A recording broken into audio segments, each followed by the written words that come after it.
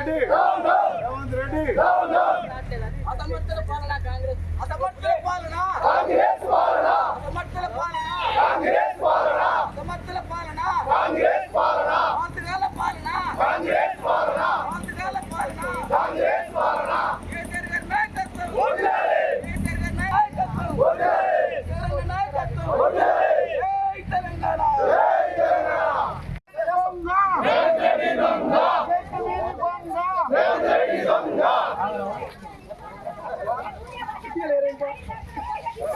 రేవంత్ రెడ్డి గారి సామెత ఏంటంటే దొంగే దొంగ దొంగ అని మొత్తున్నట్టు ఉంది. 50 లక్షల రూపాయలు ఒక ఎమ్మెల్సీని మూడడానికి నగదు రూపంగా దొరికిన ఒక దొంగ ముఖ్యమంత్రి మన తెలంగాణ ముఖ్యమంత్రి గారు.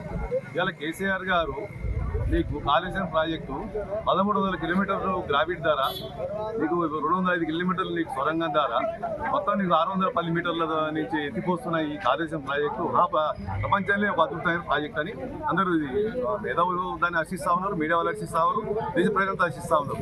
ఈయన మాత్రం అది కూలిపోయిన ప్రాజెక్టులా కనబడతా ఉంది. పెద్ద ప్రాజెక్టు 2 పిల్లలు కూలినాయి తుంగినాయి. పెద్ద ఒకసారి 2003లో పెద్ద బాగా వచ్చింది ఆ గోదావరికి ఆ కింద ఇసుక పొరలు కదిలి కొంచెం నిర్ణయం పట్టింది. 2 ట్రాక్ వచ్చినాయి. మనం బిల్డింగ్ కడతాం, 2 ఫ్లోర్ కడితే మామూలు అక్కడక్కడ ట్రాక్స్ రావట్లేవా, దాన్ని బాగా చేసుకోవట్లేవా, ఇల్లే పనికి రాకుండా పోతుందా, బిల్డింగే పనికి రాకుండా, అపార్ట్మెంట్ పనికి రాకుండా పోతుందా? అంత పెద్ద 93,000 కోట్ల ప్రాజెక్టు ఓ చిన్న 2 పిల్లర్ కుంగినందుకు దానే భూతంలో పెట్టి దాన్ని రిపీట్ చేసి చూపిస్తా ఉన్నాడు. మరి అట్లంటే నువ్వు ఎస్ఎల్బీసీ సొరంగంలో 7-8 మంది మన పడరు. నువ్వు స్టార్ట్ చేసిన, నువ్వు ముఖ్యమంత్రి అయిన తర్వాత మీరు స్టార్ట్ చేసిన ప్రాజెక్ట్ అది. అలా 8 మంది పడే వాళ్ళకి ఇంజనీర్లు పోయినారు. ఇంతవరకు ఒక శవం దొరికింది, 8 శవాలు అందులోనే పోయినాయి. మరి వాళ్ళ భార్య పిల్లల పరిస్థితి ఏంది, నువ్వు చేస్తున్న ప్రాజెక్ట్ పరిస్థితి ఏంది? అంటే నువ్వు చేసే తప్పు కప్పుచడం కోసం నువ్వు ఎలక్షన్లు ఇచ్చిన 6 గ్యారెంటీలు అమలు చేసేతగాక జనాన్ని మళ్ళీయడం కోసం, వాళ్ళ ఆలోచన మళ్ళీయడం కోసం, ఈ శతకానితనాన్ని ప్రజలకు అర్థం కాకుండా ఉంచడం కోసం కేసీఆర్ దేవుడు లాంటి తెలంగాణ ఇచ్చిన కేసీఆర్ అభివృద్ధి చేసిన తెలంగాణ అభివృద్ధి చేసిన కేసీఆర్ గారిని నువ్వు ఇలా బదనం చేయడం కోసం ఒక కాళేశ్వరం ప్రాజెక్టు పిల్లలు అడ్డం పెట్టుకొని ఈ నాటకం ఆడడం ప్రజలు గమనిస్తారు. రానున్న రోజులలో నేను ఎవరు నమ్మడు, ఇప్పుడు నేను నమ్మలేదు. అందుకే నువ్వు స్థానిక ఎన్నికలు వాయిదా వేసుకుంటూ వస్తాను. నీ దగ్గర ఉన్న రిపోర్ట్ తెలుసు. ఇప్పుడు రాష్ట్రంలో కాంగ్రెస్ పరిస్థితి బాగాలేదని చెప్పి ఇలా తెలంగాణ బలపడుతుందని చెప్పి నీకున్న ఈ రిపోర్ట్ ప్రకారం నువ్వు ఎటువంటి ఏదైనా ఒకటి చేయాలని చెప్పి అసెంబ్లీలో ఇది కాళేశ్వరం కమిషన్ కాదు, ఇది కాంగ్రెస్ కమిషన్ తీసుకొచ్చి పెట్టి మళ్ళీ నువ్వు సిబిసిఐకి ఇస్తానని చెప్పి మళ్ళీ ఇదో కొత్త నాటకం తెరదీసి ఇదంతా బీజేపీ కాంగ్రెస్ ఆటం నాటకంలో ఒక భాగం ఇది. నువ్వు కేసీఆర్ అంటే ఒక బ్రాండు. ఆత్మహత్యలు ఆపిన కేసీఆర్, నీ కరెంట్ ఇచ్చిన కేసీఆర్, రైతు బంధు ఇచ్చిన కేసీఆర్, రైతు చనిపోయి 5 లక్షలు ఇచ్చారు, రైతు బీమా ఇచ్చి ఆదుకున్న కేసీఆర్, కళ్యాణ లక్ష్మి పేదింటి అమ్మాయికి కళ్యాణ లక్ష్మి ఇచ్చిన కేసీఆర్, నీకు ఎన్ని చేపలు ఇచ్చిండు, ఈ నుంచి గౌరవ శాలరీ జగలకు డబుల్ రోడ్ ఇచ్చిండు. ఇలా శాలరీ పైకి 6.5 కోట్ల రూపాయలు అక్కడి నుంచి కాలువకు కానీ నీకున్న రైతు రైతులకు కానీ నిధులు కేటాయించిండు. నీకు ఆకారం నుంచి వచ్చి మూసి దానికి ఒక 5.5 కోట్లు మనకు కేటాయించిండు. మనకి ఎన్ని అభివృద్ధి, మన ప్రతి విలేజ్కి సీసీ రోడ్డు పై మినిమం 1 కోటి రూపాయలు సీసీ రోడ్డు, ఇన్ని పనులు తీసుకొచ్చి మనం అభివృద్ధి చేసిన మన కేసీఆర్ గారిని, మన మాజీ మంత్రి జగదీష్ రెడ్డి గారిని, మన మాజీ ఎమ్మెల్యే గాది కుటుంబ గారిని బనం చేయడమే ఒక ఏక ఎలక్షన్ కంకణం కట్టుకొని కాంగ్రెస్ పార్టీలు ఓ బల్బం కట్టుకొని తిరుగుతా ఉన్నారు. వాళ్ళు పరిపాలన చెదగట్లేదు, ఇచ్చిన హామీలు అయ్యే చెదగట్లేదు. అవి చెదగాక మనం మంచి చేసిన వాళ్ళని దొంగ ప్రచారం చేస్తూ ప్రజలు నమ్మదని చెప్పి మీరంతా భవిష్యత్తు గత 10 సంవత్సరాలు చూడండి, వాళ్ళు 2 సంవత్సరాల పరిపాలన చూసి మీరంతా వాస్తవంగా ఆలోచించాలని చెప్పి ప్రజలకు నేను విజ్ఞప్తి చేస్తున్నాను. అసెంబ్లీలో కాళేశ్వరం మీద బోస్ కమిషన్ వేసి ఈరోజు హరీష్ రావు మీద, కేసీఆర్ మీద సిబిఐ ఎంక్వైరీ వెంటనే ఇక్కడ ఉన్నటువంటి ముఖ్యమంత్రి ఒక లంగ ముఖ్యమంత్రి, ఒక దొంగ ముఖ్యమంత్రి, ఈరోజు ఉన్నటువంటి ఈ ముఖ్యమంత్రి చోటాబాయి లెక్క, ఢిల్లీలో ఉన్నటువంటి ప్రధానమంత్రి మోడీ బడేబాయి లెక్క, ఆయన ఏం చెప్తే ఇక్కడ రేవంత్ రెడ్డి అదే పరిపాలన కొనసాగిస్తుండు. ఇద్దరు కలిసి ఈరోజు కేసీఆర్ గారిని, బీఆర్ఎస్ పార్టీని ఇబ్బంది పెట్టే రకంగా ఈరోజు ప్రవర్తిస్తున్నారు. కానీ తెలంగాణ ప్రజలకు అంత అర్థమవుతున్నది.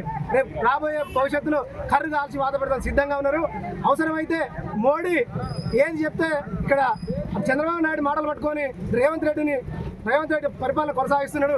రేపు రాబోయే రోజులలో సిబిఐ, గతంలోనే రేవంత్ రెడ్డి చెప్పిండు సిబిఐ అయినా ఈడీ అయినా అది మోడీ జేబు సంస్థ అని.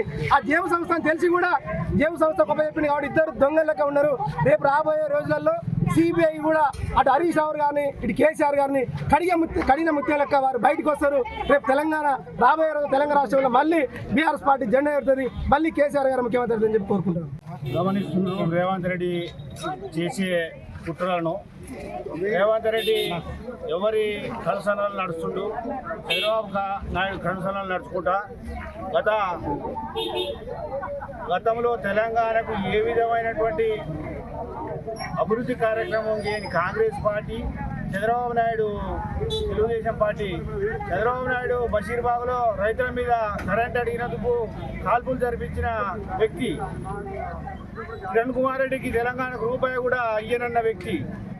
ఎంత ఉండి తెలంగాణను సాగునోట తలబెట్టి తీసుకొచ్చిన జాతిపిత కేసీఆర్ గారు తీసుకొచ్చి తెలంగాణను పచ్చని పంట పొలాలుగా అభివృద్ధి పదంలో దేశంలో నెంబర్ 1 రాష్ట్రంగా చేస్తే ఇది మా పేరు గతంలో మేము ఏం చేయలేకపోయినాం, కేసీఆర్ గారి పేరు చిరస్థాయిగా ఉంటుంది, ఈ తెలంగాణ ఉన్నన్ని రోజులు కేసీఆర్ గారి పేరు చిరస్థాయిగా నిలిచిపోద్దని స్వాతంత్రం వచ్చిన స్వాతంత్ర సమరయోధులు లేక ఈయన పేరు నిలిచిపోతామని కుట్రలో భాగంగా రేవంత్ రెడ్డిని ఒక బాగా వాడుకొని రేవంత్ రెడ్డి దొంగను చంద్రబాబు నాయుడు మోడీ ఈయన కుట్రల్లో ఇరికించి కావాలని ఇరికిస్తున్నారు. కాబట్టి తెలంగాణ ప్రజలు ఊరుకోరు.